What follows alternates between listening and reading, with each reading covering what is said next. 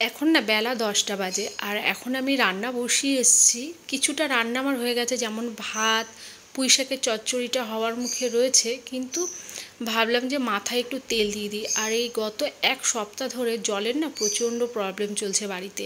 তার জন্য না ঠিকমতো সময় মতো কাজগুলো আমি করেও উঠতে পারছি না, আর ভীষণ বিরক্ত লাগছে। আর তার ওপরে তো এত গরম, জল ঠিকঠাক না পেলে দেখবে গরমে আরও বেশি কিন্তু মাথাটা গরম হয়ে থাকে। আর চুলে ভালো করে তেল দিলাম, অনেক দিন পরই আমি তেলটা দিলাম। শ্যাম্পু করবো ভেবেছিলাম মেথি বাটা দিয়ে, কিন্তু জলের যে এখন সমস্যা, মেথি ভিজিয়েও আমি মেথিটা আর মাথায় লাগাতে পারলাম না, ফেলে দিতে হবে। তো চলো রান্নাটা কত দূর হয়েছে একটু দেখে আসি। তো এদিকে মাছের মাথা দিয়ে হচ্ছে আজকে পুঁই শাকের একটা ঘ্যাট, আর ওদিকে মাছের ঝাল হবে। আর আমি রান্না করতে করতে একবার পরিষ্কার করেছিলাম, কিন্তু আরও একবার আমি দেখো এই যে লাইজল দিয়ে ভালো করে মুছে পরিষ্কার করে নিলাম, যাতে আঁশটা গন্ধ একদম না ছাড়ে।